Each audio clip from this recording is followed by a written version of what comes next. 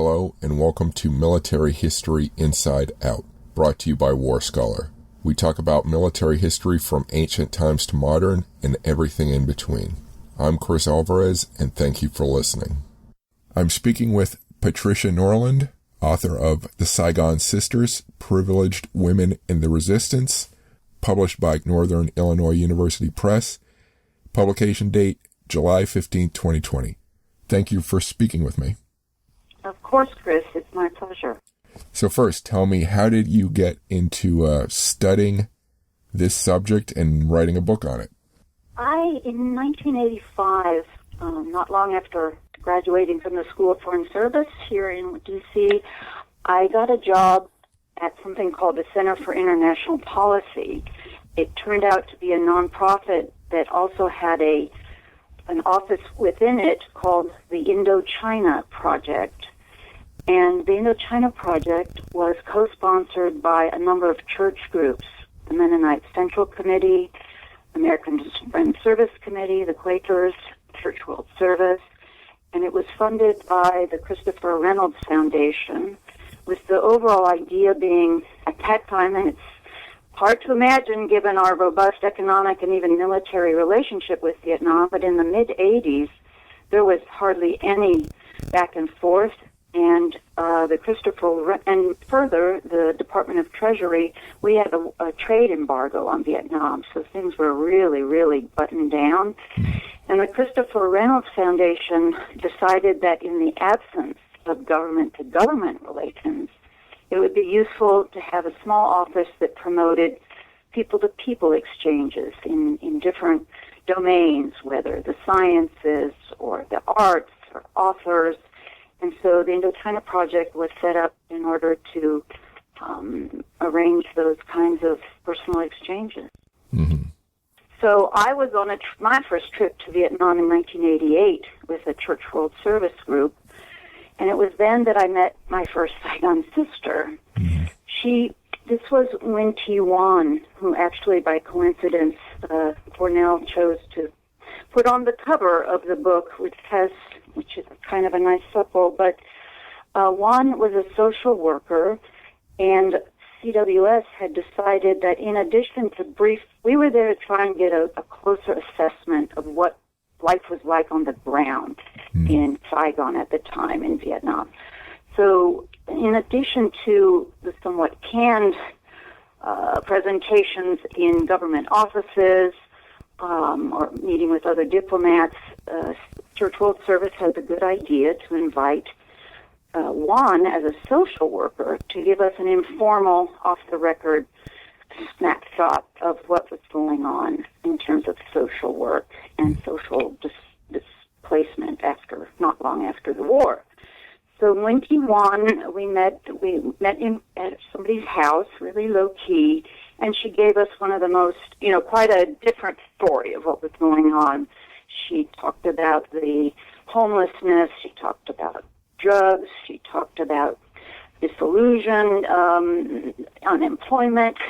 It was a little different picture than we'd been hearing. So I went up to her afterwards and I said, thank you for this very different and honest assessment of what's going on. It's better to know what's really going on to better advise others on what appropriate aid or what kinds of exchanges to promote.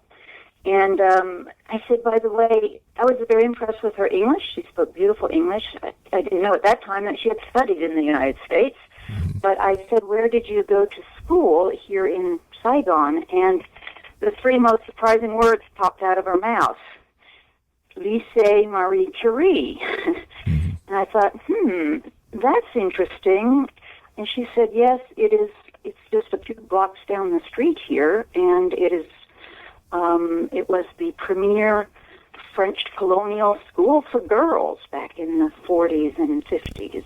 And she had gone there, and she'd gone there with a handful of friends that she still had to this day.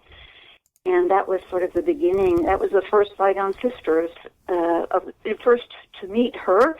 And it was through her that one by one I got to meet the other 8 ladies whose stories are told in their own words in the Saigon Sisters. Mm-hmm. And so just for the listeners, just a brief summary, the importance of these three women, well, they're the subjects of the book, but I guess other women, or I'm sorry, 9 women, they basically gave up privileged lives to become part of the rebellion and fight against both the French and the U.S. During the Indochina Wars. So that is exactly right. Okay. Chris. That was the striking thing, because the bottom line is a lot of people in privilege, as I'm sure happens, as we know happens in other war zones. If there's a chance to get out, if there's a chance to continue education in safety and peace, people do that. But what is unique about this group of women is that while the children of the privileged, indeed, their fathers, many of them were working directly for the colonial government, although some also leading double lives. But the point is, something happened in their youth at lycée that actually made them think that they wanted a different path than being sent away to school. And that's what makes them unique, and I'm not aware of any other. In fact, it's interesting, there are many Lycée Marie Curie and the boys' counterpart, school, the Lycée Chassou-Loba. There are many alumni associations around the world, Australia, France, here in Northern Virginia, of those who attended those schools, but whose parents did ensure that they got out, and they did not fight for the independence the way these young privileged girls did. Okay. So tell me then, how do you break down this book? Is it a chronological history, or is it thematic? Yes, no, it is chronological, Chris. There are basically 2 parts. One is the cause. This is what enveloped them. They felt that the cause that their generation and what were being called to was independence, to help fight for a free Vietnam that's not occupied by the Japanese or the French. And so that's the first part, basically from their youth as initially carefree girls in the cocoon of a French lycée, wearing European skirts and shirts and braiding their hair in pigtails and studying French, and most of them excelled, got better grades in French language and literature than their little French classmates. But the first half traces them from their youth in their 40s in the lycée through the 1950, which turned out to be a pivotal year. They're in their late teens.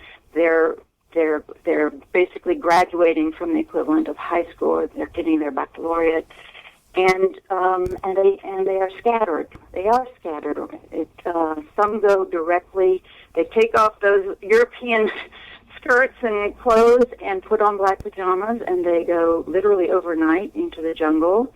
A couple are sent. They are sent by their parents overseas, but they will come back. And then a few are, as you know, in Asian culture, they're the anointed to take care of the elders, the parents. They're stuck somewhat in Saigon, but they find ways to lead basically double lives, to promote work for the resistance and the revolution, but from Saigon itself. So these 9 women scatter in 1950, and then one by one they come back to Saigon, so the second half of the book takes it from the Geneva Accords, 1954, which divided the country for 2 years until elections were expected to be held, and then it brings it up through post-1975 and the kind of peace, much more difficult than many had hoped for, but at least peace came, and it talks a little bit about what they did in their retirement and how they rekindled their friendships after all those tumultuous years and a lot of suspicion and distrust about what might have happened in the time between they studied together at lycée, and by the time they met up again. But 1950 was a particularly pivotal year, and so a lot of them talk about that. There were three main events that really triggered the decision for most of them to go into the Maquis, as the resistance was called. There was the death of a student at Lycée Chassou-Loba, named Chan Van Eun. There were many students out in the streets in front of the Ministry of Education protesting.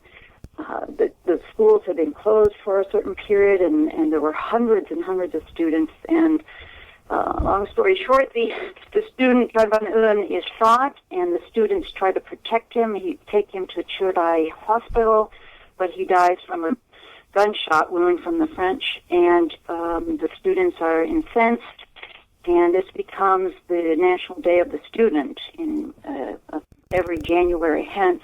Then in March 19, interestingly, 2 U.S. warships port at Saigon, and the USS Stickel and the USS Anderson, and this really incenses the students again. It feels like the French are bringing the Americans on board to further suppress them and make independence harder and farther out to reach.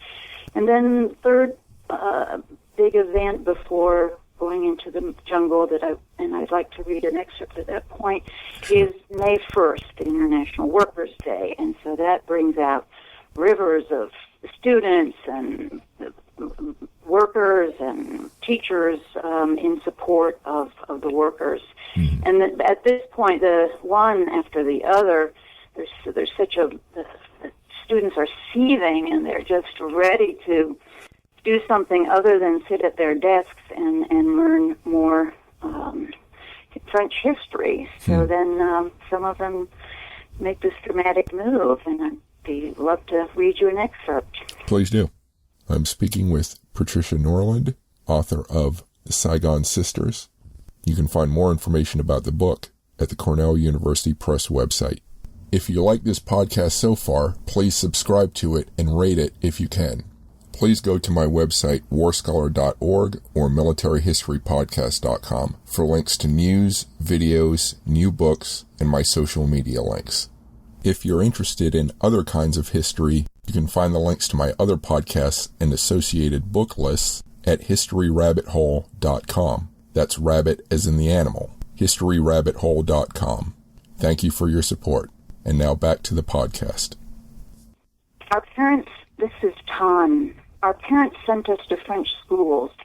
In general, people at this time wanted to have a diploma, a good life, to rise in rank and have a career.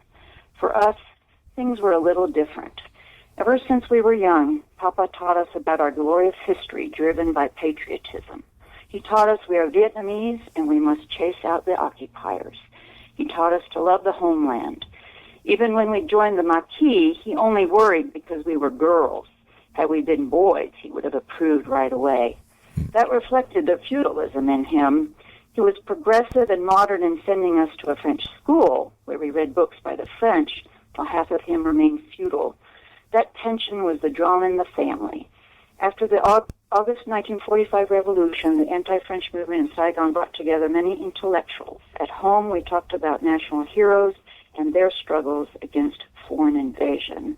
One of the biggest influences, Chris, was the music and poems and plays of the time. And here, too, Tan is very, very, she captures quite a bit. She says, in the 1940s, songs had to be circumspect and simply evoke historic moments, like big battles against the feudal Chinese, the victory at the Bac Dang River, the brilliance of the battle at Ai Chi Lang Fortress. Each battle had a song, and its lyrics were distributed and broadcast to students. Ai Chi Lang tells a story of the Chinese being drawn into a mountain pass where they're ambushed from both sides. It opens with drums pounding and cymbals clanging to capture the drama of the attack. Lu Hu Fook, the composer, annotated the musical notes. Here, beat the drum. Here, strike the cymbal. Papa taught us to play the drums and often recalled the Battle by Chilong and how we achieved victory over the Chinese.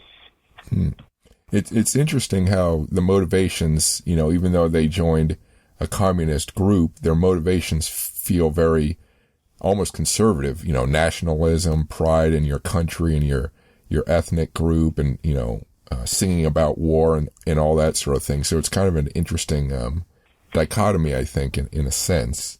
Yes. I think you're exactly right. There was a very deep-seated love of country and homeland, and this really rich culture that keeps evoking it, and including in things like poems. As Tan says, in the Maquis, people carried a carnet, a small notebook, or a diary with verses and poems, usually by poets from other countries. We've dedicated passages to people we knew who had been martyred on a certain day. The first martyr in my family was a handsome man, not even 20 years old. The French captured him, tortured him, and stretched him out in the sun to die. I wrote a dedication in my carnet based on an article his father wrote about his son's death. She wrote, "In the struggle of the universe, each person is a combatant. Life is an endless struggle. To stop struggling is to fail, and failure means death. To stop struggling is to await slavery. The combatant is most fully alive, living next to death, but also living above death." I mean, she's about 18 when she's writing that. Yeah. But again, to this angle of the culture, I'd like to just share one other poem, well, two other poems that she talks about. I filled my carnet with poems by the poet of the Revolution, To Hu, imagining a bond with him because he published his first poems in clandestine journals whilst also studying at a French lycée. He combines the revolutionary fervor of the time with the traditions of our people. He lived with the peasants for many years, and his poems touched many different kinds of people. One of his poems I copied into my carnet was titled Mother. It starts, "Who will return to the village to tell Mother that this evening, far away, her child thinks of her? Aren't you cold, Mother, in this bitter wind, blowing from the mountain, mingling with the rain? Mother is cold, planting rice, feet in the mud, hands pushing the seeds deep down. With each seed she plants, she thinks of her child."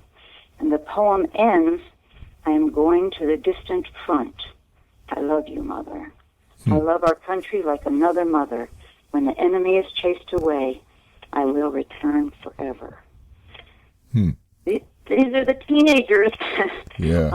It's soaked in the anti-French and then buoyed up by the revolutionary poet and these songs and plays, lots of plays that they were putting on as teenagers. Let me just share one here in case there's room for it. Performances for students continue to be held at the French-built Municipal Theater in downtown Saigon. Organizers found clever ways to weave in inspiring themes.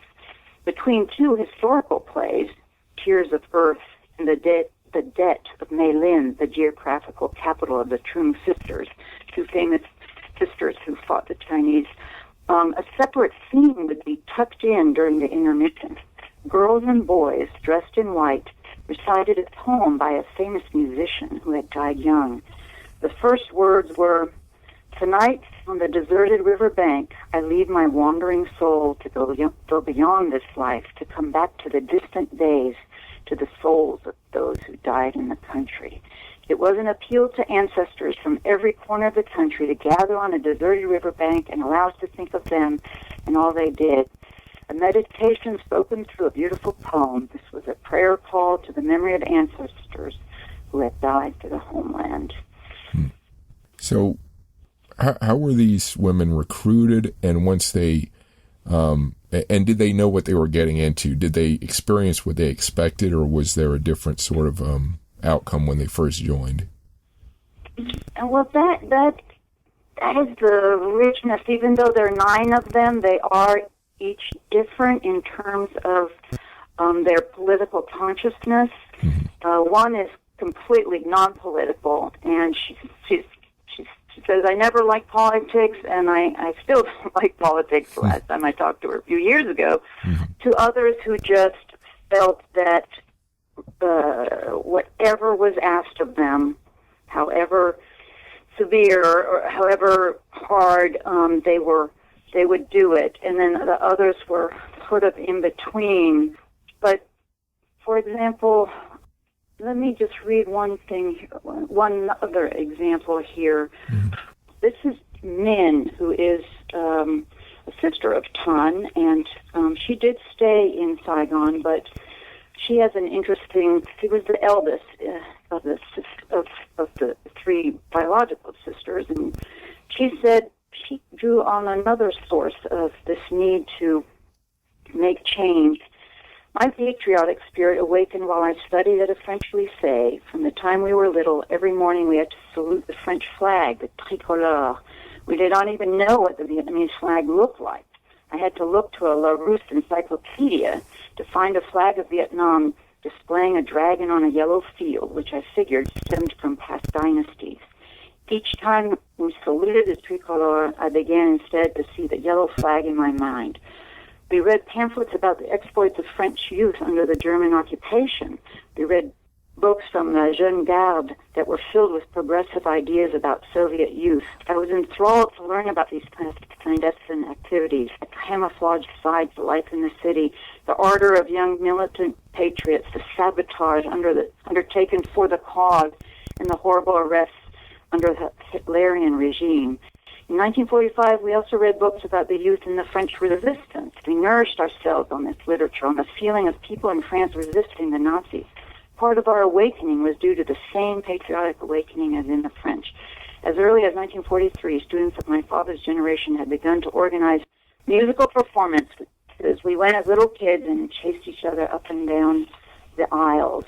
There was just, and another lady, Thuyen, she says there was too much injustice.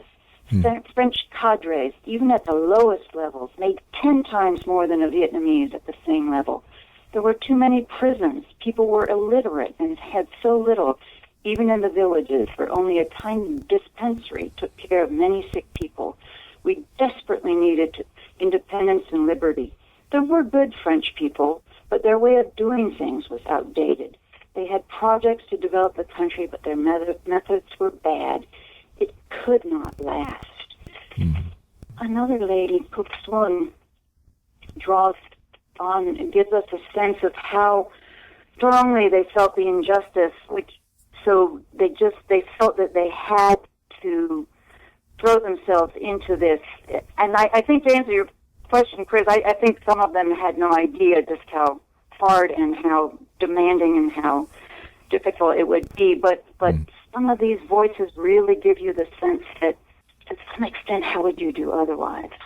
Let me just mention Cook Swun, who talks about another reason they felt they had to do something, and this relates to the Japanese occupation. The worst part came in 1944 when starvation killed hundreds of thousands of people. Japan coerced peasants into planting crops other than rice and reserved stockpiles of rice for their troops. Japanese and French soldiers burned rice for fuel, even as our people starved. A period of awakening began after the Japanese invaded. After seeing the French bowing to the Japanese and witnessing French and Japanese soldiers callously contribute to the death by starvation of 2 million of our compatriots, it would have been impossible not to develop a firm conviction. Things had to change. The Japanese did provide one valuable lesson. The French, until now the undisputed, conceited, and fiercely proud masters of the country, had been relegated to a subordinate role. This was one of the factors waking us up to the realization that if the Japanese, Asians like us, could show superiority over the French, why not us? She goes on to say that at Marie Curie, we learn the same subjects as French boys and girls. I reflected on the suffering of our people and drew the inescapable conclusions. We learned a lot and came to know as much as French boys and girls would know about the natural, physical, and social sciences. We even learned the Gaulois are our ancestors. So my view of the world was that it was divided into those who are predestined to go to heaven and the rest who are predestined to go to hell. Our people appeared to belong to the second category because of the poverty, misery, and obscurantism in which they lived. For them, life was nasty, brutish, and short, while the French and other people received and enjoyed God's gifts and privileges. Yeah. So these women were, they just knew they had to become patriots, and that they had to have their own revolution. Mm-hmm. So where did they, once they joined the revolution, where did they end up working and fighting? Right. Well, some of the most interesting or unusual aspects of this book is how much detail several of the women provide about life in the Maquis. Mm-hmm. And I'm very grateful to the historian Christopher Gosha, who wrote a foreword to the book that gives a very nice historic frame. He wrote the Penguin History of Modern Vietnam, and it's one of the best books. I mean, there's so many, but his is really well written. There's so many threads. But as he says kindly in the foreword, it's unusual to get this degree of personal description and reflection on what it's like to live, move with the troops and live with the resistance in the jungle. And just a couple of little examples I could share with you there, and then we'll talk about other things that some of the women did. Okay. At the camp in the jungle, we fashioned everything out of tree trunks, tied together using liane, creepers that festoon the forest. Tree trunks were lashed together to make sturdy beds and chairs. In the kitchen hut, a primitive mud stove had two large holes opening on top and one on the side in which to feed wood. Two pipes ran out the back, directing the smoke several meters away. Our staple food was manioc. It grows quickly over a few months and fills the stomach. Each morning, a metal rod rapped against the door of our huts to announce time to get up. After the 5 a.m. réveil, we mechanically folded our mosquito nets and sheets and stuffed them into our backpacks with our extra set of black pajamas. Backpack on, we reported outside and counted off by number. We learned to move as a unit. Right, forward, left, rest. We looked forward to bathing in a stream by the camp. Boys walked a few hundred meters away and jumped in without any clothes. We jumped in with clothes on, not just to preserve our modesty, but so we could wash our clothes at the same time. Girls, of course, had to deal with their menstrual periods and made sanitary napkins out of pieces of mosquito netting, folded over several times for absorbency. We soaked it in mud to dye it brown, or in crushed leaves to turn it green. Nothing white, which could be seen from the air, could be left out to dry. I used strips of mosquito nets tied together to make sanitary straps to hold the napkin in place. At the same time, we remained constantly alert, backpacks at the ready if we had to decamp. Everything had to fit in a backpack. We each had 2 sets of pajamas, one to wear, one to carry, along with a canvas raincoat and hat. Many packed a tiny tin of Jibs brand toothpaste. Fitted with a wick and filled with oil, it could also serve well as a lamp. Papers, maps, and old documents were folded into baskets at either end of carrying poles, and the poor cook, weighed down by pots and casseroles, looked like a one-man bazaar. Walking single file, we followed each other by the light of the moon. We had to monitor each other because by early morning, any one of us risked falling down for lack of sleep. I should mention the very first one to go to the Maquis was Tuk Sun, who went in 1949, and she has a very, very interesting little story that I will share in case there is time for it, and then we'll move on to some others. Okay, yes. I'm speaking with Patricia Norland, author of The Saigon Sisters. You can find more information about the book at the Cornell University Press website. If you like this podcast so far, please subscribe to it and rate it if you can. Please go to my website, warscholar.org or militaryhistorypodcast.com for links to news, videos, new books, and my social media links. If you're interested in other kinds of history, you can find the links to my other podcasts and associated book lists at historyrabbithole.com. That's rabbit as in the animal, historyrabbithole.com. And now back to the podcast. In July 1949, I went into the jungle. I wanted to see the Maquis and wanted to be among the first to go. A few girls at Marie Curie knew. I joined along with one other girl. I was unafraid. I left with a few things: black pajamas, a black and white checkered scarf, a pen, and a watch. I also brought something to give to the cause, a ring with 3 diamonds. The first day we traveled by taxi about 100 kilometers southwest of Meethal, a town occupied by the French. A liaison agent appeared and stopped the car. We got out and were taken to a pastor's home to wait. Early one morning, another agent led us to a sampan, and for a whole day we navigated streams and canals deeper and deeper into the jungle. We didn't know where we were going. We moved constantly until we reached the designated camp, which we soon learned also served as a base for printing pamphlets. I attended the 3-month training course for young people and students. So she's attending this 3-month training course, and then one evening at 5 o'clock, I heard the air alert. French fighter planes swooped in as part of an operation I figured was targeting a high-level delegation that had come to speak to us. They came in full force. A group of us, boys and girls, had been working in the print shop. Boys quickly hauled the printing machine and typewriters into sampans and rode away. We buried the papers, and then we each tried to find a place to hide. The order given to anyone without combat duties was to run to the outer limits of the theater of operation. French planes flew so low we could see the faces of the pilots. Paratroopers hung in the sky, and the military planes swooping overhead fired guns to protect them. The planes did not drop bombs, but they shot at everything that moved. When a plane flew over, my heart skipped a beat, and I shut my eyes to the inevitable bullet, to the death that would follow. Every few hundred feet, I fell into the mud, not sure I would rise again.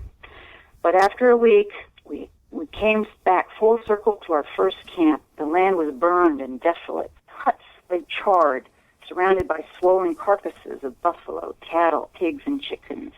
A nauseating smell drifted from the dead animals. Thick smoke rose from the burning crops. We had to rebuild everything. It's just to say, yeah. they really did feel they couldn't fit this out. Yeah. So let me turn towards how you did your research for the book. So it involved interviews with these women, but was there? So tell me about that and what else you did to complete the project.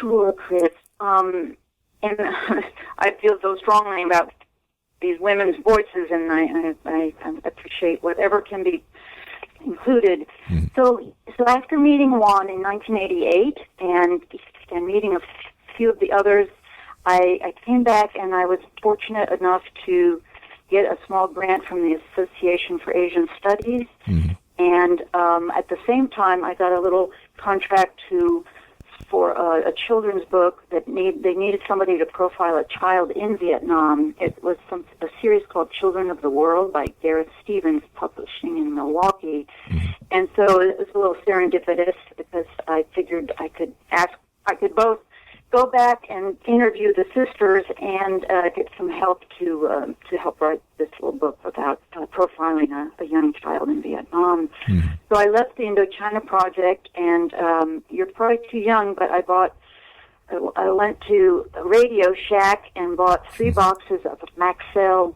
cassettes, and I loaded those up. At this time, it was very hard to get visas. As I had said at the beginning, at this time there was really very little back and forth, except Vietnamese diplomats to the United Nations. Mm-hmm. But through good luck and being at the Indochina Project and knowing some Vietnamese diplomats, I was able to get us. Actually, I think the foreign minister at that time had to sign off on a 6-week visa, but I'm very grateful he did. And so I went armed with my cassettes at the end of '89 and just spent a lot of time. I was very fortunate also in that at that time it was very hard to be seen with Americans, frankly. It's only because these women were having been born in the early 30s that they were already in their late 50s, and I think they felt a little more comfortable. But they identified a young friend who had also been to the lycée who had a home and a room to rent, and Tien had to go to her neighborhood. Everything was everybody was being watched, and everything had to be controlled, and so she had to go to her neighborhood policeman and explain who I was and why I was staying there for 6 weeks. And she only told me quite recently, I'm still in touch with her as well, that she wrote down on the form that I was famille lointaine, which means distant family, which is really quite funny. But it was a good finesse, and I was able to lodge with her, and the women would come to the spare room, and we would have interviews. Sometimes we went out to dinner, and I got to meet some of their husbands and children, and we even went to visit Madame Lan, who was their friend. They only learned Vietnamese at the Lycée Curie by a Vietnamese teacher who taught it as a second language, and they were greatly inspired by her because she wore very simple aliyahs and her hair in a traditional little chignon, little bun, and she was very unprepossessing. But she taught them again the great love of their culture, and she taught them the epic poem, the Kim Ven Q, which the teacher described as a diamond, and you could read it from a different angle and still see its enormous beauty. And all the women refer to her as yet another inspiration to defend their homeland and free Vietnam. But so we got to meet a number of other people who had inspired them, including a lady named Madame May, who inspired the social worker Juan, because she was the vice minister of social work under the Provisional Revolutionary Government. Madame May was quite a striking person to meet. In her little house, there was sort of a 3-point, like a triangle of photos. She had lost 3 of her sons, one during the Tet Offensive and 2 actually before that. But she was happy to meet, and there is a little bit of her interview in the book as well. Mm-hmm. Did any of these women have or show you any items that they kept from the war? Any photographs or anything, or did they sort of put all that behind them? I should have mentioned that. It's a great point, Chris, too, especially when we would make it instead of a one-on-one, we would have a big lunch or dinner with everybody, and each person would bring some chaya or some banseo, different tasty things, and we'd just sit around and talk. And for those, several of them brought little rusty metal tins and opened them up and shared mainly black and white photos, everything from sort of the 2-inch to larger ones. One had a little National Liberation Front pin that she treasured, and then there's a really touching thing that happened at one of the last reunions, which was that Cook Sun, the very first to go to the jungle, she opened her wallet and brought out a tiny little slip of paper and unfolded it, and it turned out to have been a letter that Tan wrote to her for Tet in 1950, just before the year of change and rebellion. And it was from Tan inviting Thuc Thuan to her house for Tet, and alluding to, again, a famous Vietnamese play about two guards who are friends, and Tom did not know, and this was from 1950 to 1989, almost 40 years. Tom didn't know that the invitation still existed, much less that Hoopslun carried it with her everywhere in her wallet. So you're exactly right, Chris, in the sense that many of them had not shared these photos with each other, and I was kind of happy. Well, first of all, I'm incredibly grateful that overcoming cultural and perhaps some political reservations to open up to a Westerner, much less an American. I feel that I'm glad. One nice thing for them is that they learn more about each other. There was still opening up going on because of all the tumult of the intervening years between 1950 and especially 1975. There are many stories where those who had been best buddies at the lycée after 1975 were afraid to go and visit each other at their homes because they just didn't know. Maybe somebody had turned, maybe somebody had worked for the Americans, somebody had not come back. So I would be happy to think that this project also helped them get to know each other and bring back some of those memories that I think in numerous cases had been tamped down. So during the research, what did you find out that most surprised you?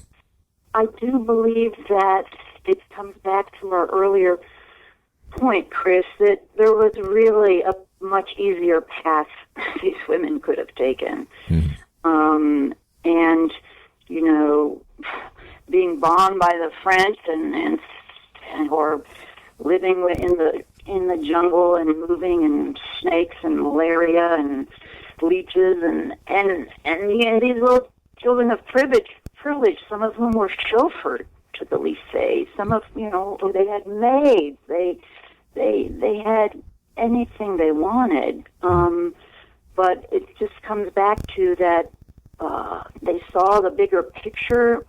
They felt that there was no way to turn their backs on trying to fight for independence, and that really stands out as the paramount thing. And there is this disillusionment. It's a very hard piece after 1975, and several of them again are I think fairly forthcoming. That there's a lot of disappointments and tensions between Northerners who came down and took positions ahead of Southerners and things like that. So it was not a glorious piece, but it was peace, and after reading through their stories, I can understand that just having peace was already quite a bit, quite something. I did stay in good touch with them after I came back, and then, I having gone to the School of Foreign Service, I did end up joining the Foreign Service and was able to be posted in, I guess I should say, Ho Chi Minh City for 4 years, and was able to see them socially. I mean, I had to be a little careful because I was obviously working at the Consulate General, but nevertheless, we were able to stay in good touch. So I was able to add some updates about their so-called retirement years, though some of them work right to the end. But that's included as well. Was there as you were interviewing them, was there any question that you really probed, that you really wanted an answer to, and maybe you probed a little deeper to reach a conclusion? I think that there are, there are nine different stories, and again a spectrum of willingness to describe it. Some are very, very, very disappointed with what happened, and the vision of working for an equal and equal society with justice for all did not happen, and there's definitely a lot of disillusionment that was shared, and also the personal price that was paid. That comes through as well. Mm-hmm. Do you, and you don't have to give names, but do you feel like any of them would have done it differently? Oh, that's such a great question, Chris. I don't think so, but I think that it was just the injustice could not go on. Mm-hmm. It was just on every front.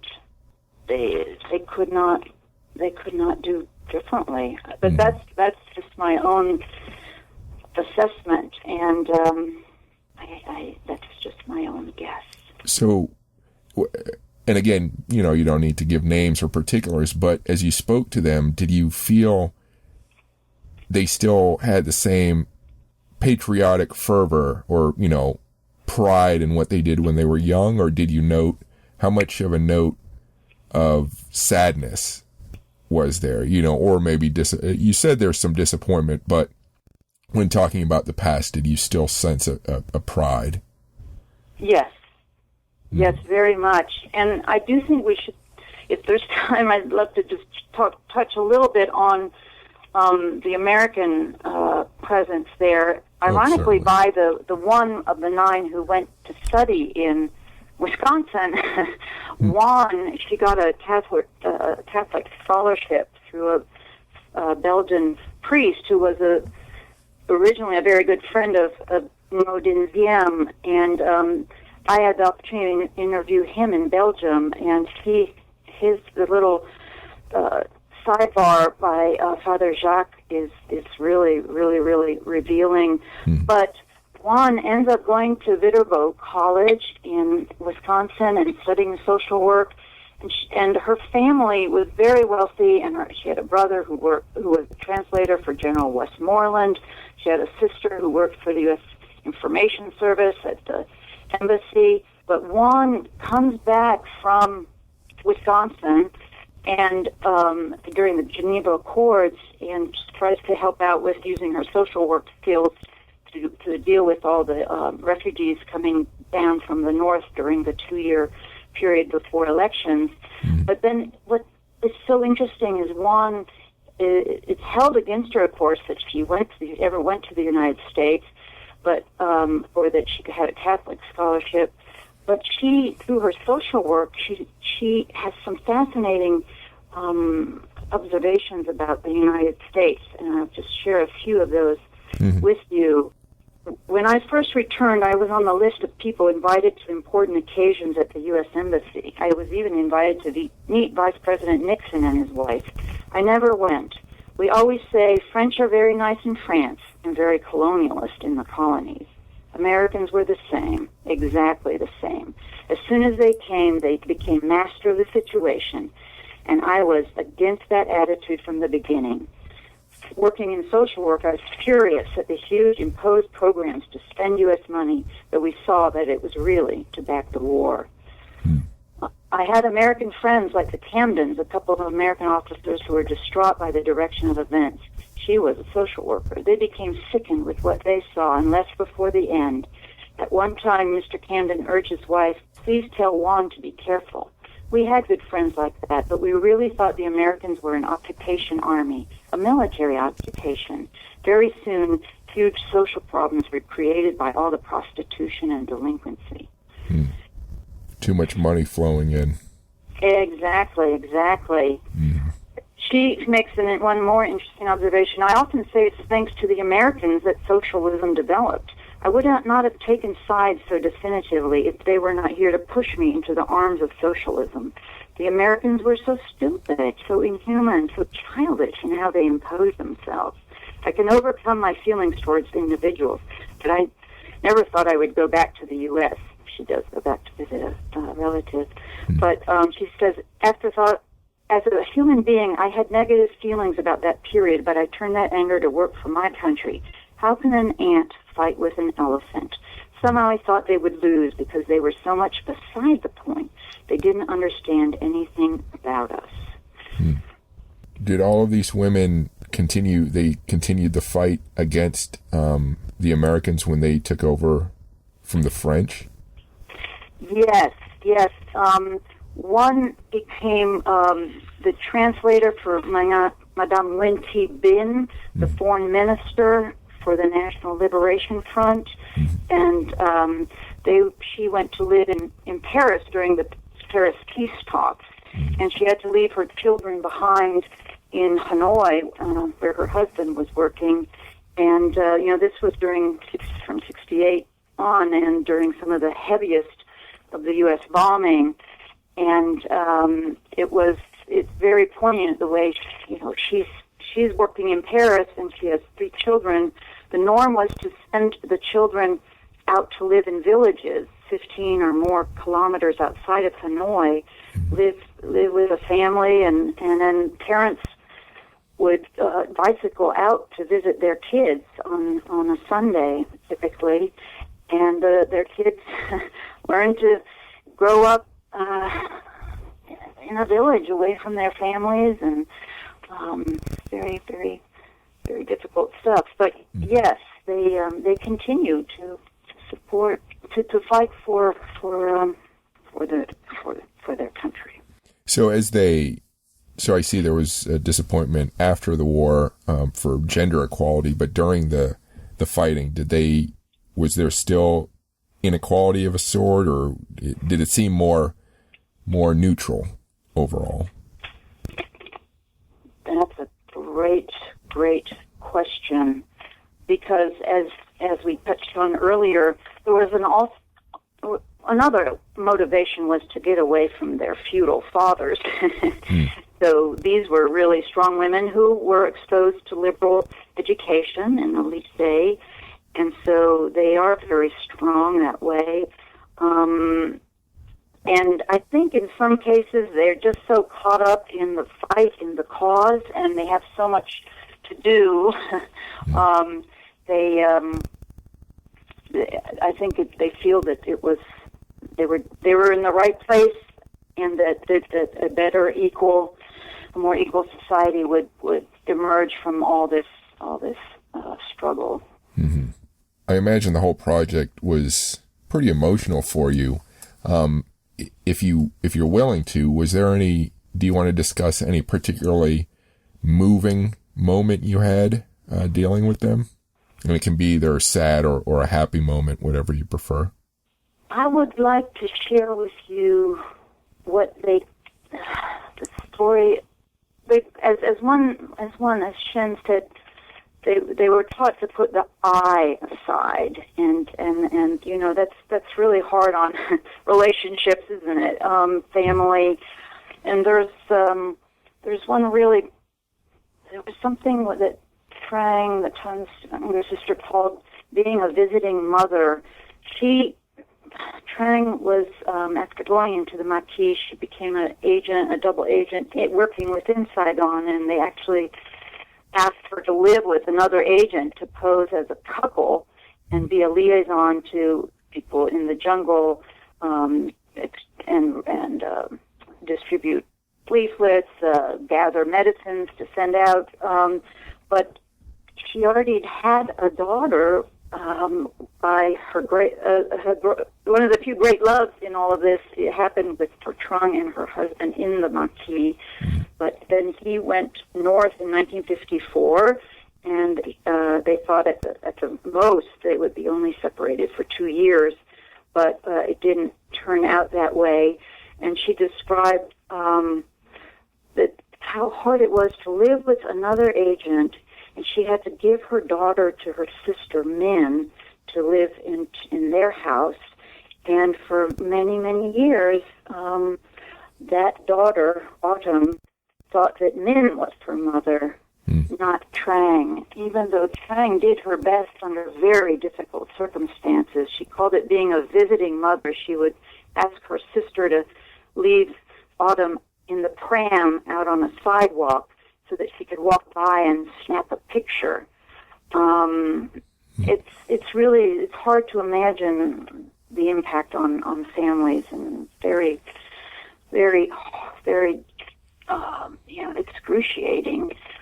But again, the drive was so strong that, and by the way, Trang and her daughter still live in Saigon today, and Autumn knows exactly who her mom is, but it's hard to imagine. Or just one other quick example, one of the ladies who joins she's in an artistic troupe that performs for the military, and she says she married, but they lived apart. She said, "I was 31 when my husband left for the Army. When we met again, I was 44. He had gained weight and become more nice-looking, but when he saw me, he did not recognize me because I had lost weight and looked older. My small glasses from the north made me look like an old lady. I have an aunt who looks like me. My husband thought I was her." So much separation, so much, it's a miracle that they held on to their family ties as they did. Mm-hmm. So, apart from being the story of these women, what else do you hope the book will do? What's the greater impact you see? Well, I appreciate that question too, because I've been thinking a lot about it in a couple of ways. One, as a former foreign service person, I would like to think that there is that the people who conduct foreign policy, or really any American, would take an opportunity to read in their own words the stories of people who were enormously impacted by our country. I just think we can learn. I just still believe we can learn from it, although reading the Washington Post series a few months ago on the Afghanistan papers makes me worry a little bit that we are just impervious to finding out it's studying why people don't like to be occupied and bombed and so forth. Mm-hmm. So I guess that little hope remains alive. I just think learning more about other cultures, and again, those with such rich poems and plays and songs, like the place in Vietnam, that's not just, that culture turned into political will. We need to understand the cultures and languages of other countries. I hope this might be a little reminder of that. And then on another level, I think it's about stories of courage and selflessness, which in an era of polarization where there's so much us and them, maybe, regardless of how much privilege you have, we're still all in it together, whatever it is. So I do hope that they're, even if it didn't turn out exactly as they had hoped in terms of a really equal and just society, just the idea that I think courage and selflessness are themes that we can't have enough of, especially in our Hollywood-driven entertainment world. I hope it's helpful and interesting to read about people who really did try to do something bigger than themselves. Mm-hmm. So apart from the number of years it took to research and complete the book, did you have any other difficulties getting it written or published? Oh, yes, I'm a stubborn Norwegian stock, and I resisted getting an agent, although several people urged me to. Of course, I wanted to be retired from my foreign service work, but once I did that, I put it out to a number of academic publishers, and several were quite interested, but it's hard to get over the finish line. But I think it's found its really, really good home. And just one little anecdote on that. One of the very first mentors on this project was a man named Dr. Nguyen Kim Kain, who he has a very good book on Vietnamese communism, 1920 to 45, I think it is.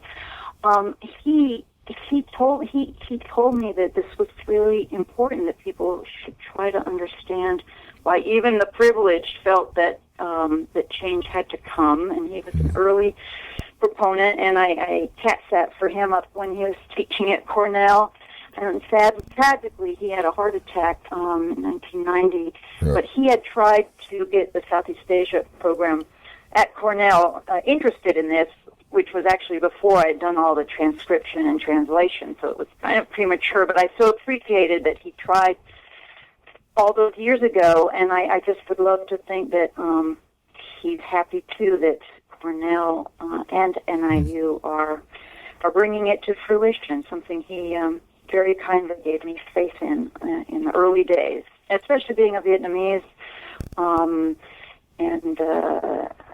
academic of that tumultuous period, the first half. So I'm very, yes, it wasn't easy, but I think it found its natural home. Good. Do you have another writing project in store, or was this your big project to complete? This was my big project to complete. I do feel there are some very interesting profiles to be done of others who straddled east and west and that period, including in Laos. There's a lot of interesting folks that I got to meet when I lived there. But I'm really focused on getting these women's stories out there, and I had translated this other book called Beyond the Horizon, 5 years with the Khmer Rouge many years ago, and because I do think that there are some great books in French that we don't always get exposure to, including books about Southeast Asia. But I don't know that I'm going to do any more translations. For now, I'm going to focus on the Saigon Sisters sharing their stories, and I really appreciate your interest in it. And I hope you have enough to go on.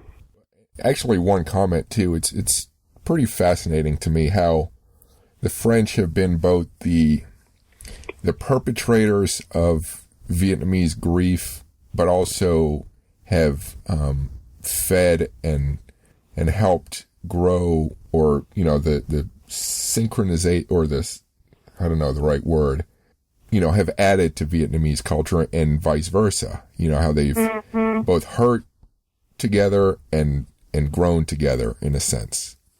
Yes, I agree. I'm very francophone. I love French culture and language and literature. Although, some of my friends don't particularly care for its current, as they call it, neo-colonial approach to parts of Africa. But, no, I agree. And these women, I think it's interesting. They love the French, just not being a colony. Mm-hmm. Yeah. I mean, well, they took a lot of their inspiration from exactly. French thinking. Exactly. I loved how Chris Gosha in his foreword, he says, paradoxically, the colonial classroom probably provided the best space for these privileged Vietnamese teenagers to discover politics and develop a political activism that would push many of them into action and into the Maquis. I know, exactly. It's a very interesting aspect to all of this. And also how women reading about the French resisting the Nazis was a very inspiring, another motivation for them. Mm-hmm. Yeah. So is there, you have any web pages or social media where people can follow your thoughts or promotion for the book or anything like that? My next task is a blog for the book. But I'm kind of going one step at a time, and I'm not a big fan of Twitter, as I told somebody. I like dealing in complete sentences if possible. But I'm toying with a website, but I just haven't been able to get around to it yet. Mm-hmm. Okay. I guess people can just search on Cornell University Press or Amazon for specifics on the book. Yes, and Cornell will be posting the blog just as soon as I write it. Oh, I see. They'll host it. Yes. Okay. And the Society for Military History did a very nice, very brief, like 1-minute interview, and did a nice little piece it must be online at the Society for Military History. Instead of they had an online conference a few days ago, and they featured all the books that they would have been promoting on site, but they did a nice job of capturing the author, talking about the book in brief. So that's out there as well. Okay. Yeah, I definitely see this book as of interest to diplomats or would-be diplomats or anyone trying to shape foreign policy in any regard, to consider things like these, like what these women expressed. I hope so. I really hope so. In reading the Afghanistan papers, some of I think that's based on the Special Inspector General's work that Congress asked that his work that people be interviewed on what they found with spending all the gazillion billion in Afghanistan. And it was amazing to me. I think they interviewed about 400 diplomats and military officials and aid workers, and several of them make allusions to Vietnam. Did we not learn anything about capacity on money or attitudes of being, as what did Juan call it, an occupation army? So I think there's still room for reminders that they've been through some of this, and maybe it's time to break the cycle of quagmires. Yeah. So that's all the questions I have. Do you have any final thoughts or words? Well, I would, if you don't mind, I'll close on a quote from Ken Burns. Sure. Because he wrote a really nice. I had approached him because I so appreciated his series on Vietnam, because it wasn't all white guys white diplomats or American military, or it was letting the Vietnamese speak, hearing different points of view, and so I was very grateful when he wrote a blurb, but of course they had to shorten it really tightly. But what else he wrote, I think, is really powerful, and I would love to share it with you. Oh yeah. Two very short paragraphs. What holds the sisters together throughout their lives is a shared understanding of Vietnamese society. The sisters intuitively know that something like Win Yu's epic poem, The Tale of Two, represents the soul of Vietnam and cannot be easily appropriated by Marxist-Leninism, France, Catholicism, or American Cold War maneuvers. The communists are clumsy in victory, and their romanticism vanishes. None of the sisters is particularly privileged after 1975, despite deep revolutionary credentials. All had personal tragedies and hard times. What is profound about their stories is that they don't feel betrayed by the revolution. In a sense, what holds the sisters together holds the nation together. I'm still digesting that. I think it's very, very spot on. I really appreciate that sort of summary. I think it's very accurate. Yeah, it's a very good one.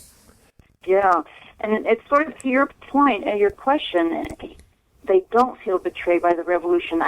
I think they must have felt a little betrayed, but not enough to not have tried to bring their country to independence. Yeah. All right. Well, I thank you for speaking with me. Thank you, Chris. I'm a big fan of conversation and discussion, and not so much of tweets, so I super appreciate this opportunity to have a conversation, and as well as to share some of the women's own words. Thank you for listening. If you like this podcast, Military History Inside Out, please subscribe to it and rate it and review it if possible. I have many other options as well to get great military history information. You can find links to interesting military history videos on my Facebook page, WarScholar. You can find links to interesting military history news articles, military history archaeology information, and academic information on my Twitter page, WarScholar. You can find photos on my Instagram page, Chris Alvarez WarScholar. You can find my military history videos on my YouTube page, WarScholar 1945. You can also sign up for my newsletter at warscholar.org or militaryhistorypodcast.com. In the newsletter, I post additional video and news links, as well as regular updates on new military history books being published. Thank you for listening.